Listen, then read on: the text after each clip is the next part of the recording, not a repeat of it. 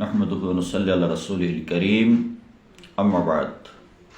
সম্মানিত দর্শক শ্রোতা ভাই ও বোনেরা, আসসালামু আলাইকুম ওয়া রাহমাতুল্লাহ। আমি আপনাদের সামনে একটি অত্যন্ত গুরুত্বপূর্ণ বিষয় নিয়ে উপস্থিত হয়েছি। যে বিষয়টি নিয়ে আমি খুবই চিন্তাগ্রস্ত, পেরেশান যে আমাদের দেশে, আমাদের এলাকায় প্রত্যেকটি বাড়িতে নামাজি, পরহেজগার, ইমানদার সব রকমের ইবাদত করার পরেও যে ইবাদত, যে ত্রুটি করলে, যে অন্যায় করলে ইবাদতগুলি ধ্বংস হয়ে যাবে, নেক আমল বরবাদ হয়ে যাবে, সে হাদিস এবং কোরআন পড়ে আমি খুবই হতাশাগ্রস্ত এবং খুবই পেরেশান হয়েছি। চোখ দিয়ে পানি আসে যে কী অবস্থা হবে। হাদিস শরীফে আল্লাহ রাসূল সাল্লাল্লাহু আলাইহি ওয়াসাল্লাম যেটা বলেছেন যে এই নামাজিরা বিপদগ্রস্ত হবে। জাকাত, নফল নামাজ, তসবিহ তাহলিল, 5 ওয়াক্ত সালাত, জুমার নামাজ, জিহাদ, এই সব কিছু ধ্বংস হয়ে যাবে। যে কাজগুলি আমাদের আজকের দেশের 100% মানুষ, কোথাও কোথাও দু একজন থাকতে পারে ভালো মানুষ যারা এই কাজটি করে না, কিন্তু অধিকাংশ মানুষ যারা মসজিদে গিয়ে নিয়মিত নামাজ আদায় করে, হজ করেছে, দান খয়রাত করে, মাহফিলে যায়, তাফসির মাহফিল শুনে, অনেক বোঝা যা পরহেজগার, কিন্তু সেই লোকটিও এই কাজটি ছাড়তে পারছে না, আমরা পারছি না।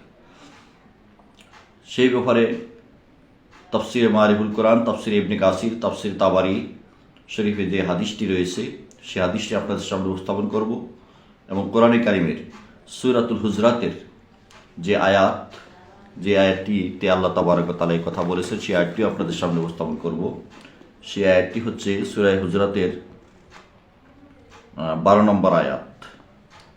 আল্লাহ তাআলা বলছেন, ইয়া আইয়ুহাল্লাযীনা আমানুস্তানিবু কাসীরাম মিনাজ-যন্নি ইন্না বা'দাজ-যন্নি ইসমুন ওয়ালা তাজাসসাসু ওয়ালা ইয়াগতাব বা'দুকুম বা'দান আইয়ুহিব্বু আহাদুকুম আন ইয়াকুলা লাহমা আখিহি মাইতান ফাকারিহতুমুহু ওয়াত্তাকুল্লাহ ইন্নাল্লাহা তাওয়াবুর রাহিম।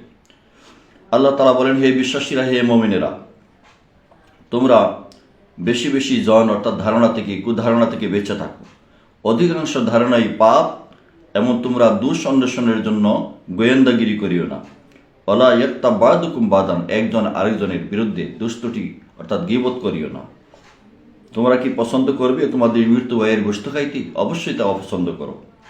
সুতরাং তোমরা আল্লাহকে ভয় করো, নিশ্চয়ই আল্লাহ তাআলা তওবা কবুলকারী এবং পরম দয়ালু।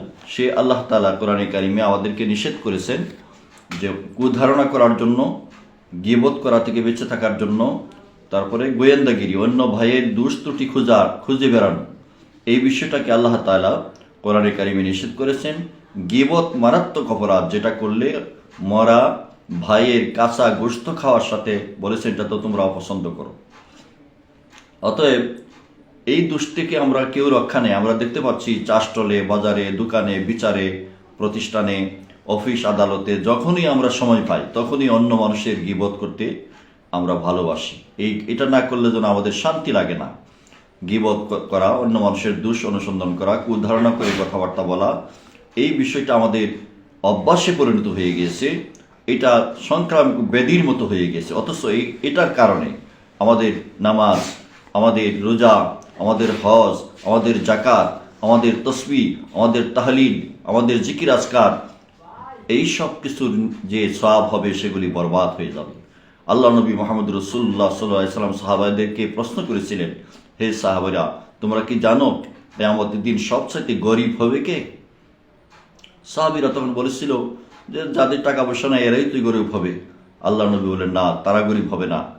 তারা সেদিন সবচাইতে অসহায় হবে, গরিব হবে নামাজিওয়ালা, 5 ওয়াক্ত নামাজ পড়েছে, জাকাত দিয়েছে, সদকা দিয়েছে, হজ করেছে, এই মানুষগুলি গীবত করার কারণে, দুশ্চর্চা করার কারণে কিয়ামতের দিন টাকা পয়সা দিয়া অন্য কোনো শাস্তি দিয়ে এটা প্রতিশোধ নেওয়া হবে না।